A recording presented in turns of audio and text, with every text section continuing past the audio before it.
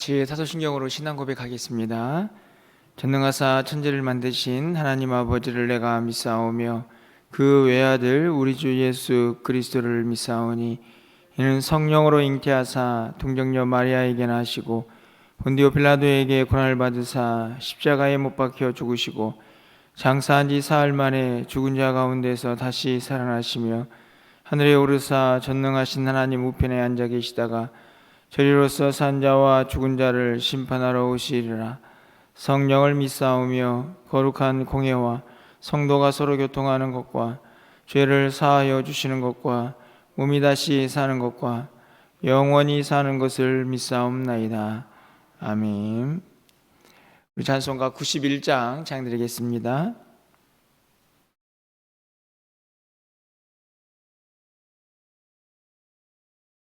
91장입니다. 슬픈 마음 있는 사람 함께 찬양드립니다.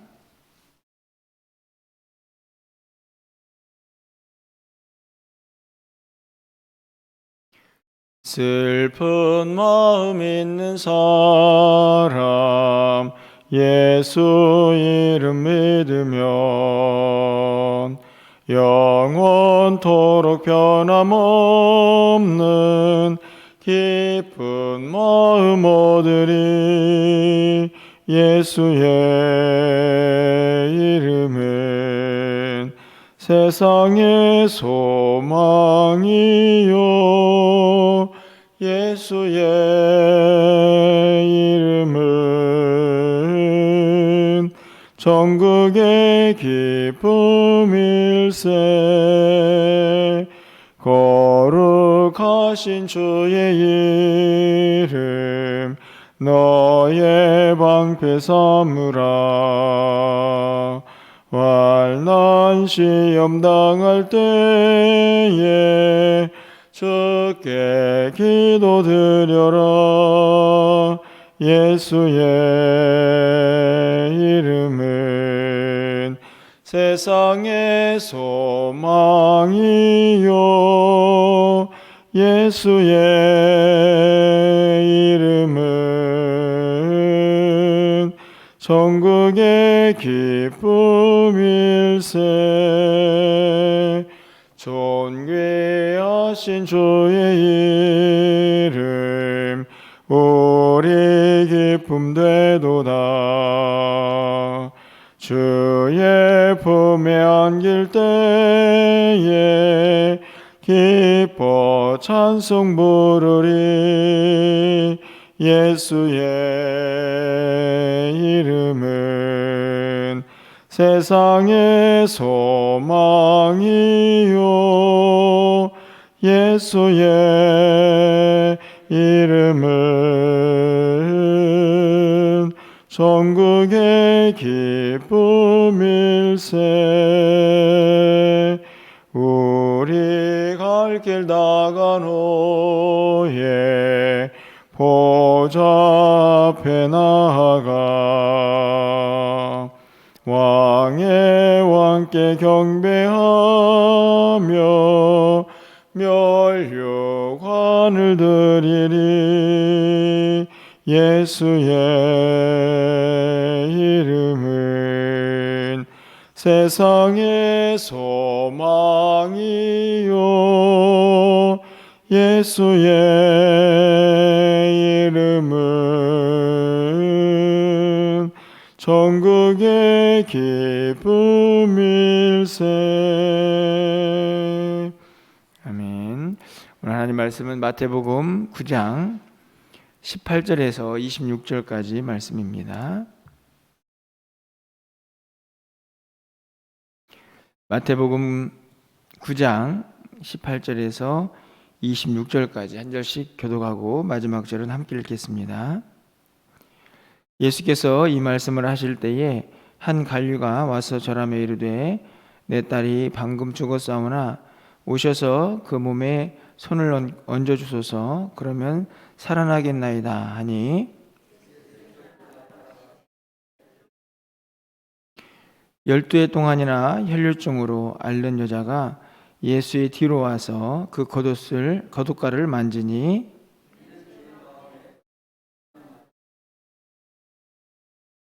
예수께서 돌이켜 그를 보시며 이르시되 따라 안심하라 내 믿음이 너를 구원하였다 하시니 여자가 그 즉시 구원을 받으니라.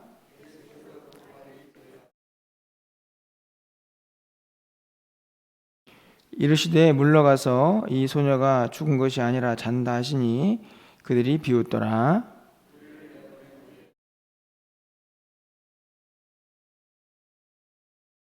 26절입니다. 그 소문이 그 온 땅에 퍼지더라. 아멘.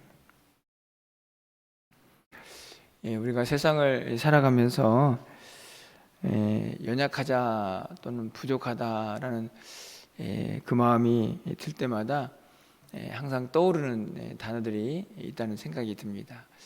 그 단어가 하나 바로 불가능이라는 단어인데요.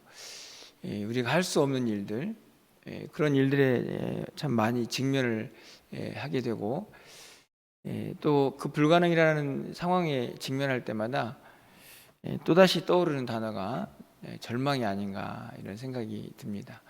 어떻게 해볼 수 없는 그런 연약함이 늘 우리 안에 존재한다 하는 생각을 이제 갖게 되는데요. 사실은 그 절망 앞에서 사람들의 반응은 매우 다양합니다. 어떤 사람들은 정말 그 절망이 극에 달해서 자기의 생을 스스로 포기하기도 하고 또 어떤 사람은 그냥 그 절망 앞에서 또 좌절하고 포기하기도 하고 어떤 사람은 그냥 다 그 포기라는 단어 속에 그냥 모든 것을 손을 놓고 그냥 될 대로 되라 뭐 이렇게 또 살아가는 사람들도 보게 됩니다. 오늘 본문에도 사실은 제가 이 본문을 늘 읽을 때마다 뭐 여러분에도 이전에도 말씀을 드린 것 같은데 항상 생각하는 것은 두 이야기를 이렇게 마치 끼어 있는 것처럼 이렇게 쓸 필요가 있을까 하는 생각이 늘 들곤 합니다. 그냥 따로 구분을 해도 큰 문제가 없을 것 같은데 물론 이제 말 그대로 시간의 흐름을 따라서 그대로 기록하고 있는 것은 분명한데 그럼에도 불구하고 한 사건 속에 한 사건이 끼어 있는 듯한 느낌을 좀 버릴 수는 없습니다. 우리가 잘 알고 있는 것처럼 한 관리가 예수님 앞에 나오죠. 이 한 관리는 우리가 알고 있듯이 다른 복음서에 가보면 회당장으로 되어 있습니다. 그 이 한 관리의 딸이 죽었습니다. 그래서 이제 그 딸을 살리는 과정이 기록이 되어 있는데 그렇게 살리러 가는 과정 속에서 또 다른 사건이 하나가 등장을 하죠. 잘 아는 12년 동안 이 혈류증을 앓고 있던 여인이 병고침을 받는 사건입니다. 실제적으로 보면 큰 사건이죠. 죽은 아가 살아났다는 엄청난 사건이고 그 사이에 있는 이 12년 동안 혈류증을 앓고 있던 여인의 이 고침받음은 사실은 거기에 비하면 매우 작은 일이다라는 생각이 드는, 그래서 그냥 그 사이에 끼어있는 그냥 한 이야기 뭐 이렇게도 느껴지는 그런 이야기입니다. 그런데 정말 그냥 이 사건은 예수님이 길을 가다가 죽은 사람 살리러 가는 이 엄청난 사건을 이 기적을 일으키기 위해서 가시다가 한 여인을 우연히 만나가지고 이 여인도 고쳤다, 그 정도의 이야기를 하시기 위해서 이렇게 중간에 이 여인을 만나는 장면을 기록하고 있는가.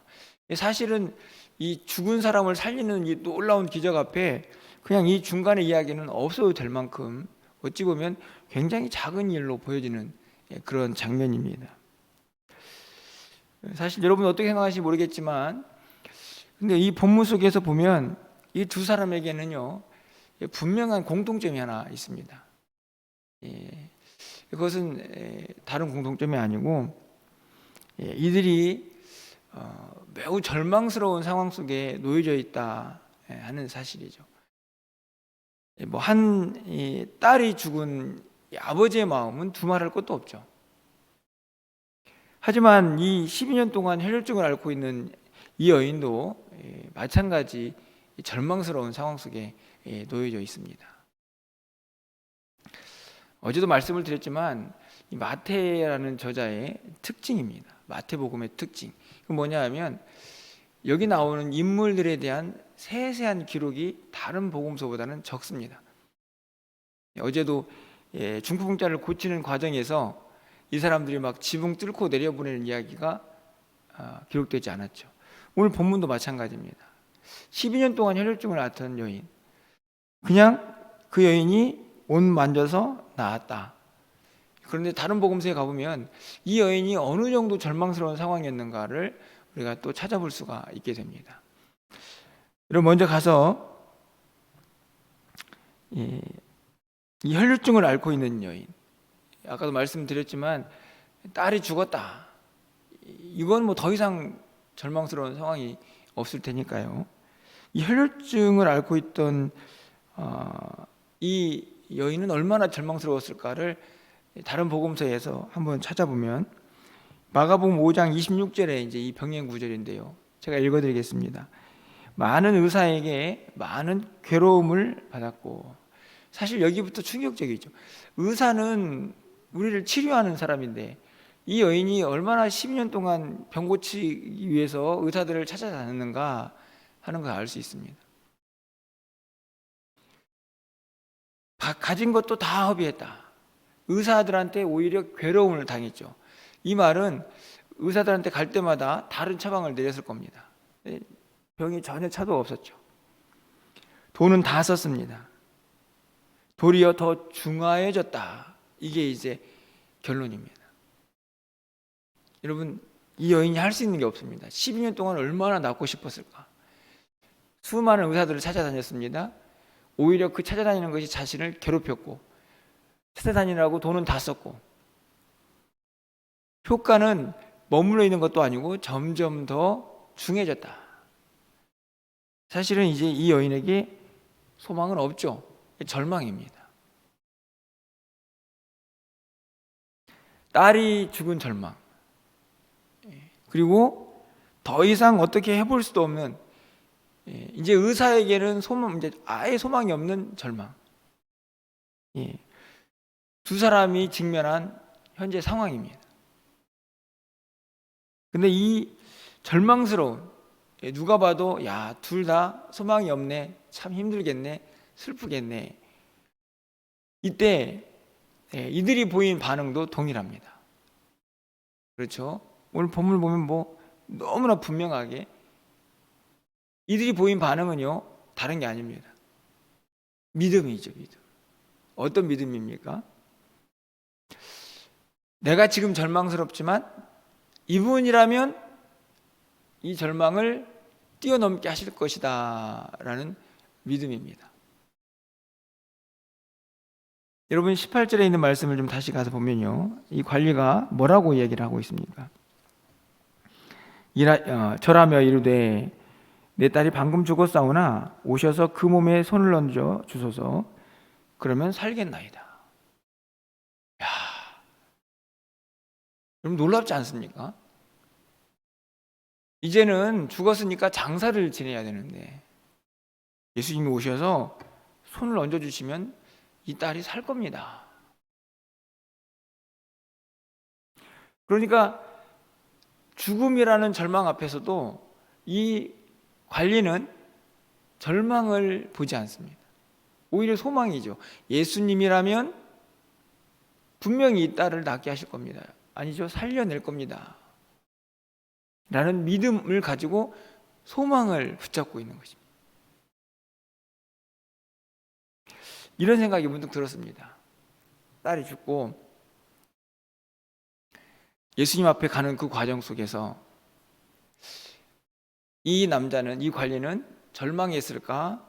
아니면 야, 빨리 예수님 만나가지고 예수님이 내 딸 만져주면 살아날 거야 하는 소망이 있었을까? 여러분, 어떻게 생각하십니까? 여러분 보십시오. 12년 동안 혈류증을 걸린 여인은 어떻습니까? 21절 말씀이죠. 이는 제 마음에 그 겉옷만 만져도 구원을 받겠다. 이 여인도 마찬가지죠. 어찌된 일인지 지금 의사들에게는 전혀 이제 기대할 수 없는 절망에 놓여 있는데, 이 여인의 마음속에, 제 마음속에 무슨 생각을 하냐면, 야, 내가 예수님 옷자락만 만져도 나을 텐데. 여러분, 어떻게 이런 마음이 생길까? 여러분, 그런 생각이 들지 않습니까? 이 관리도 그렇고 이 여인도 그렇습니다. 누가 봐도 절망을 이야기해야 될 그때에 그들의 마음속에는 오히려 예수님이라면, 사실 어찌 보면요, 죽은 딸을 살렸던 이 기적의 가정보다 이 여인의 믿음은 더 대단합니다. 그래도 이 관리는 예수님이 내 딸을 만져주면 이라고 이야기도 하죠. 생각을 했죠. 그런데 이 혈루증 걸린 여인은 내가 옷만 만져도 나을 거야. 뭐 예수님의 손을 만질 필요도 없습니다. 그분의 옷자락, 겉옷에 긴만 만들어도 나는 나을 거라고 생각하는 이 여인.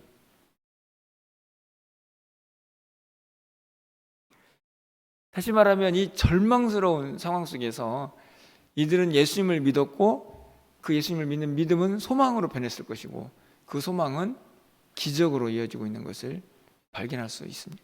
그들이 뛰어넘을 수 없는 그 불가능을 예수님과 함께 기적으로, 소망으로 바꾸는 거죠. 그리고 어떤 일이 벌어집니까? 22절에서 혈루증 걸린 여인에게 안심해라, 네 믿음이 너를 구원했다. 옷을 만지는 그 행동이 병고침을 받게 한 게 아니고, 예수님이 분명히 말씀하시죠.